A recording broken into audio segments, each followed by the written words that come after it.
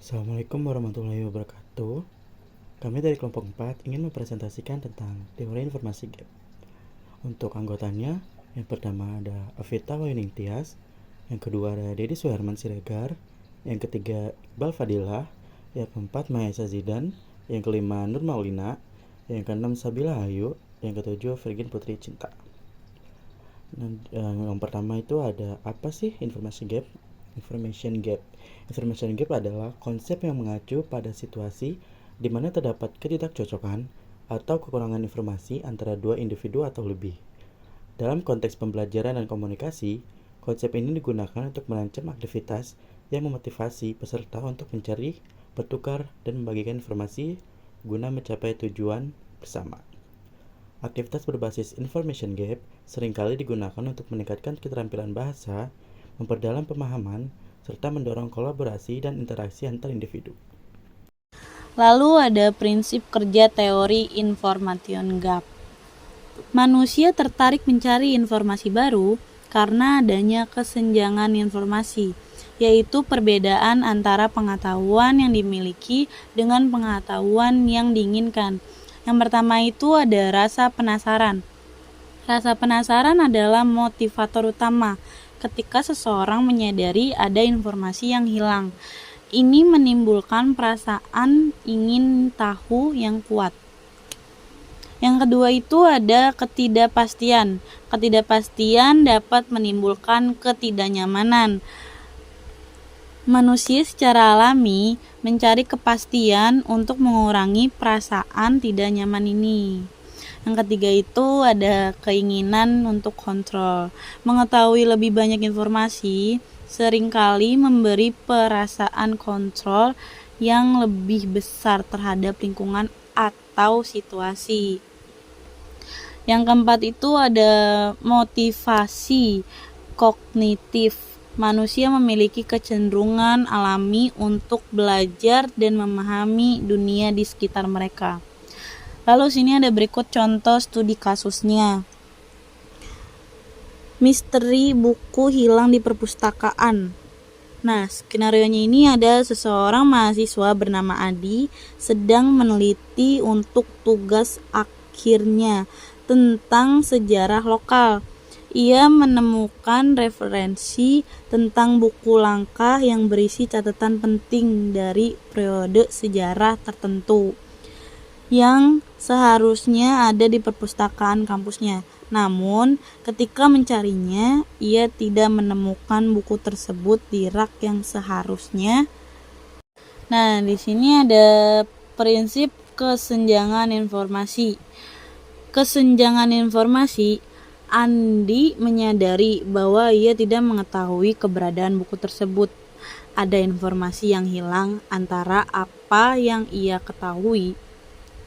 Buku seharusnya ada di perpustakaan, dan apa yang dia inginkan, lokasi sebenarnya dari buku tersebut.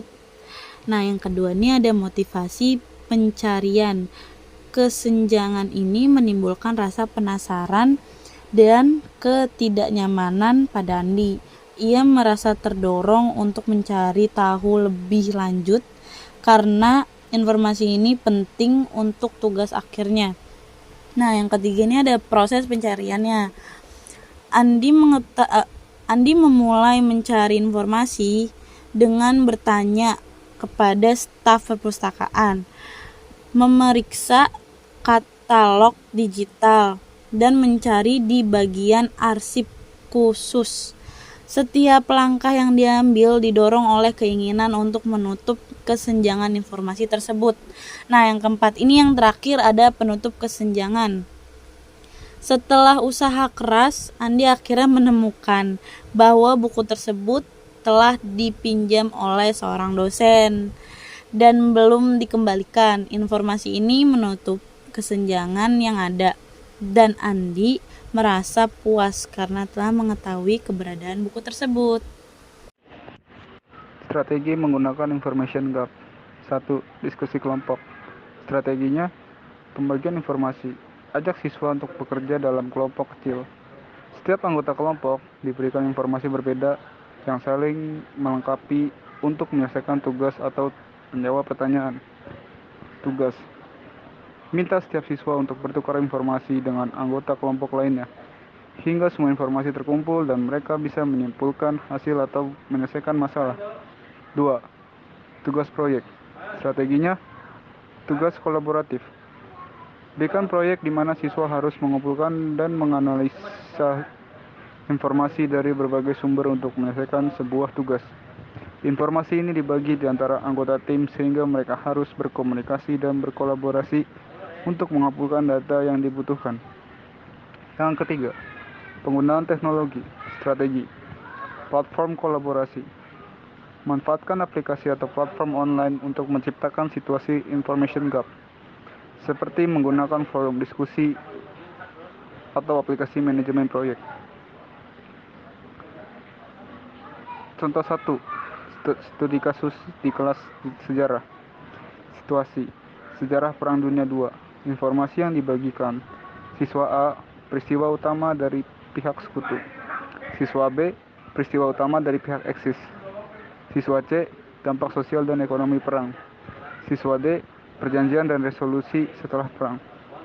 Tugas siswa, saling berbagi informasi untuk membuat presentasi tentang dampak Perang Dunia II di seluruh dunia, menggunakan data yang mereka kumpulkan. Keuntungan penerapan teori informasi gap.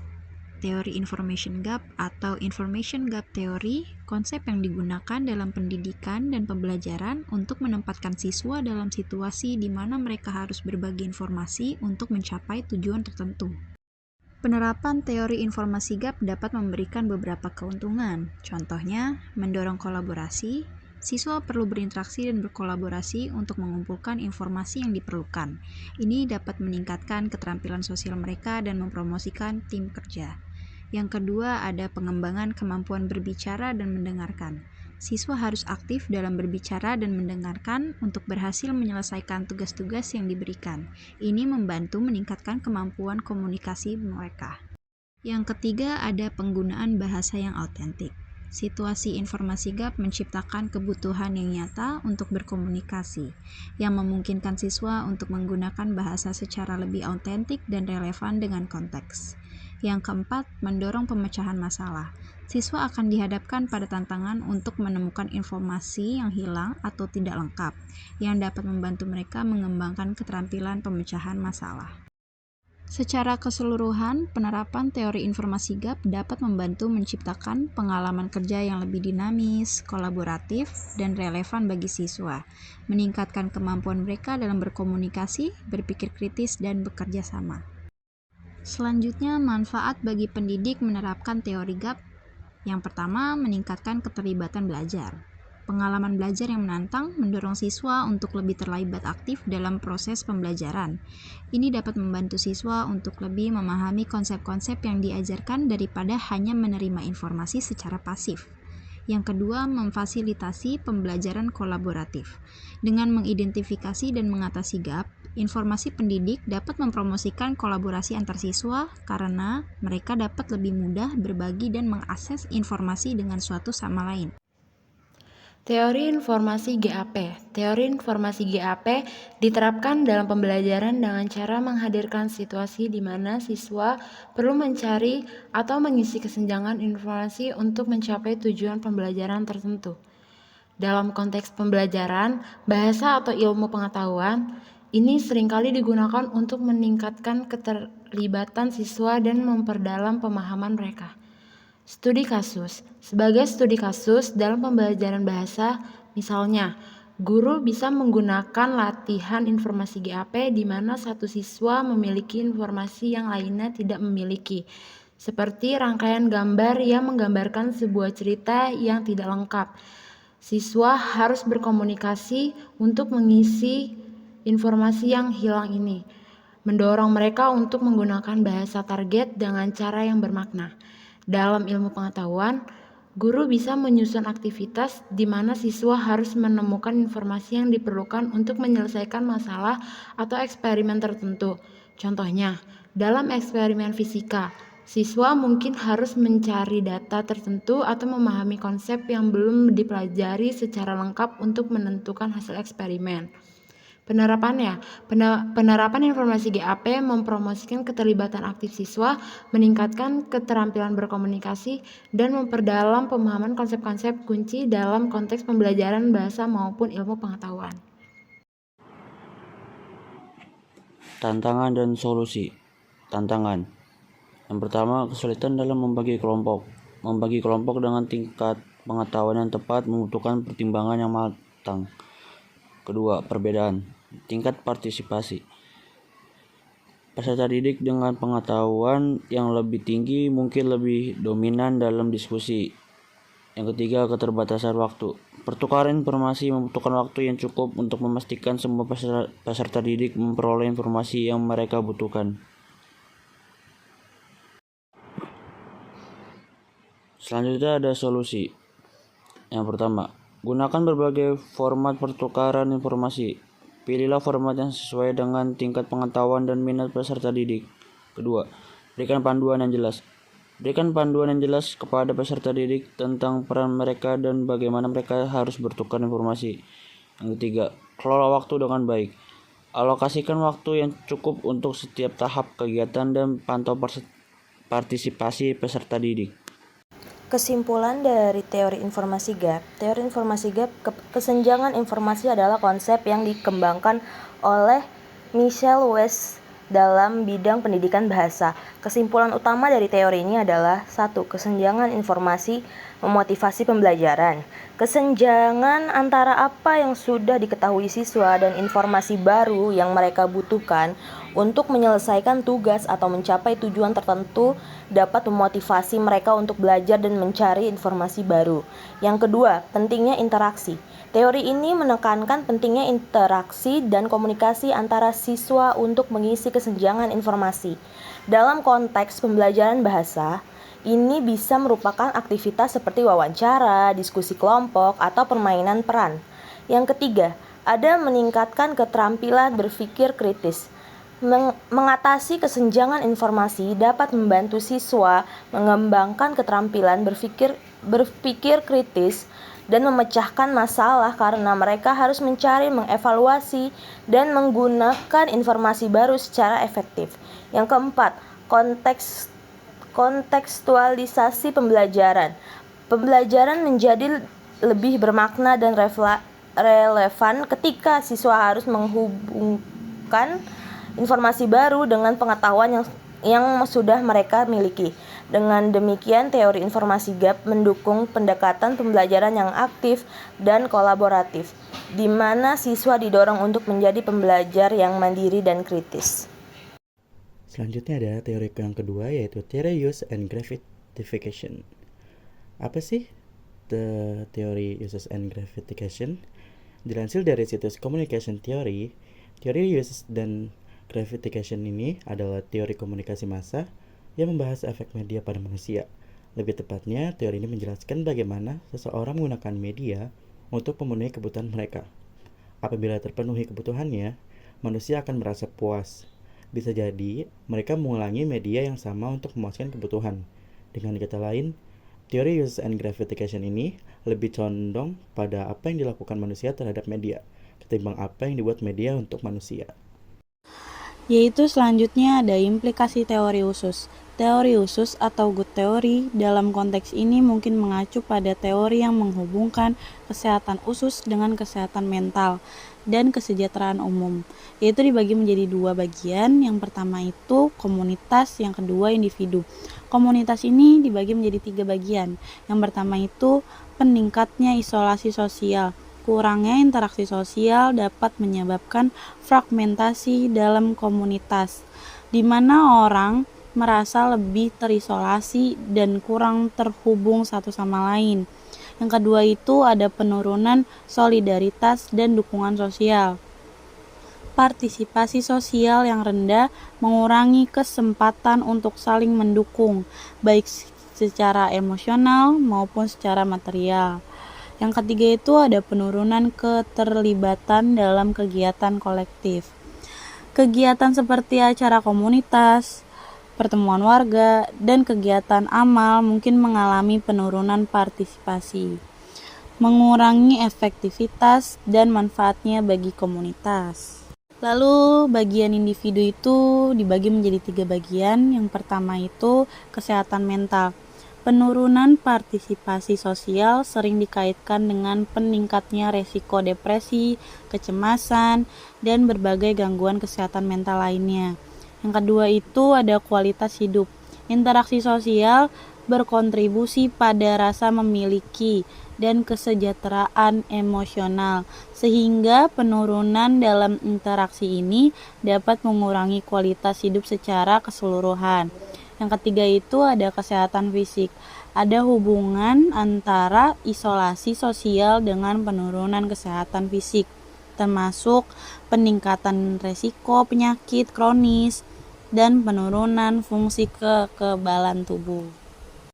Lalu ada contoh kasus pekerja kantoran dalam situasi pandemi kesehatan mental. Pandemi COVID-19 yang mengharuskan bekerja dari rumah mengurangi interaksi sosial sehari-hari yang berdampak pada peningkatan stres dan burnout. Kebahagiaannya itu kurangnya interaksi dengan rekan kerja dapat mengurangi rasa kebersamaan dan kebahagiaan di tempat kerja, mengurangi kesejahteraan keseluruhan.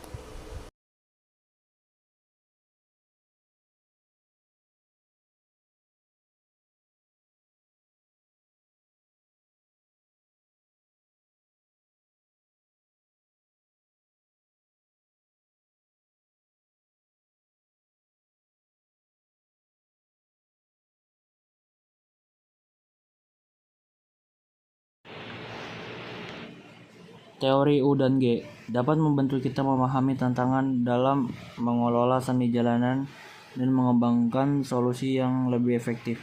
Dengan memahami kebutuhan dan keinginan orang yang tertarik pada seni jalanan, kita dapat merancang kebijakan dan program yang memenuhi kebutuhan tersebut dengan cara yang legal, berkelanjutan, dan estetis. Contoh kontroversi. Penghancuran Moral Bansky di London pada tahun 2018. Moral Bansky yang terkenal di London dihancurkan oleh pemilik properti tanpa persetujuan seniman. Hal ini memicu kemarahan seniman jalanan dan komunitas seni yang melihatnya sebagai pelanggaran terhadap hak cipta dan kebebasan berekspresi. Tantangan dan kontroversi. Di balik pesona dan daya tarik seni jalanan, sering kali muncul kontroversi yang melibatkan pemerintah dan seniman jalanan. Perbedaan persepsi tentang legalitas, pemeliharaan, dan penilaian estetika seni jalanan menjadi akar perselisihan yang menantang pengolahan seni jalanan yang efektif. Pandangan pemerintah, legalitas, pemeliharaan, penilaian estetik. Pandangan seni jalanan, kebebasan berekspresi, komunikasi, dan koneksi, penilaian estetika. Positif grafikisasi, kontribusi terhadap estetika kota dan pengalaman kota yang lebih menarik. 1. Meningkatkan estetika kota. Grafikisasi memperindah ruang publik kota. Mural dan seni jalanan. Mural yang kreatif di dinding membuat area kota lebih menarik dan bisa jadi daya tarik wisata. Desain taman dan ruang terbuka. Elemen grafis dalam desain taman dan ruang terbuka menambah keindahan dan estetika lingkungan. Yang kedua, meningkatkan identitas kota. Grafikisasi memperkuat karakter dan identitas kota. Logo dan branding kota. Logo yang baik membangun identitas kota yang kuat dan mudah diingat. Simbol dan maskot. Simbol dan maskot yang mewakili budaya lokal meningkatkan rasa kebanggaan dan keterhubungan warga. 3. Mempermudah navigasi dan orientasi. Grafikisasi membuat navigasi kota lebih mudah. Peta kota dan signik. Desain grafis dan papan informasi membantu orang menemukan lokasi dengan lebih jelas. Visualisasi informasi. Infografis menyajikan informasi penting seperti jadwal, transportasi, dan fasilitas yang lebih efektif. Menciptakan ruang sosial yang menyenangkan. Grafikisasi menciptakan ruang publik yang nyaman untuk bersosialisasi. Area interaktif. Mural dan instalasi grafis interaktif memberikan pengalaman sosial yang menyenangkan. Tempat berkumpul. Desain grafis yang menggabungkan tempat duduk dan aktivitas sosial menciptakan ruang pertemuan yang ramah. Yang kelima, mendorong kreativitas dan inovasi. Grafikisasi mendorong ide kreatif dalam desain kota. Festival dan event kreatif. Kegiatan seni dan lomba desain memacu kreativitas artis dan penduduk. Kolaborasi artis dan desainer. Kerjasama antara artis dan desainer menghasilkan ide-ide desain yang inovatif. Meningkatkan daya tarik pariwisata. Grafikisasi meningkatkan daya tarik kota untuk wisatawan. Spot Instagramable. Desain grafis yang menarik sering jadi lokasi foto populer di media sosial. Jalan wisata tematik. Rute wisata dengan elemen grafis yang menggambarkan sejarah atau budaya memberikan pengalaman menarik bagi pengunjung. Yang ketujuh, mendorong pelibat komunitas. Grafikisasi melibatkan masyarakat dalam desain kota. Proyek komunitas, moral komunitas, dan proyek desain bersama meningkatkan kolaborasi dan rasa kepemilikan di kalangan warga. Pengaruh positif grafikisasi. Jakarta sebagai pemerintah dan ekonomi Indonesia menghadapi berbagai masalah seperti kemacetan dan pencemaran udara. Dan perlu strategi untuk memperbaiki citra publik serta memperkuat identitas kota. Grafikisasi ini diterapkan. Program Jakarta Mural. Inisiatif ini melibatkan berbagai seniman untuk menciptakan mural dengan tema yang membangkitkan semangat dan positif di berbagai lokasi Jakarta. Kerjasama pemerintah dan komunitas. Proyek ini merupakan upaya pemerintah untuk memperindah kota serta melibatkan masyarakat dalam proses kreativitas pembuatan mural. Dampak pada persepsi dan identitas kota. Peningkatan penampilan. Mural-mural di Jakarta memperindah ruang publik, menciptakan kesan yang lebih menarik dan positif tentang kota. Pembentukan citra kota. Program ini membantu membangun citra Jakarta sebagai kota yang bersemangat dan penuh kreativitas, memberikan ruang bagi seni untuk berkembang. Peningkatan kesadaran. Beberapa mural mengangkat isu lingkungan dan sosial, membantu meningkatkan kesadaran masyarakat mengenai pentingnya pelestarian lingkungan dan tanggung jawab sosial. Apa itu grafikisasi? Grafikisasi dapat didefinisikan sebagai fenomena seni jalanan di mana seniman mengubah tampilan kota dengan menciptakan karya seni visual yang menarik dan seringkali mengandung pesan sosial atau politik. Contoh grafikisasi. Contoh konkret dari grafikisasi adalah ketika seniman menggunakan dinding beton yang biasa menjadi kanvas untuk menghasilkan karya seni yang menghidupkan kota dengan warna dan bentuk yang menarik.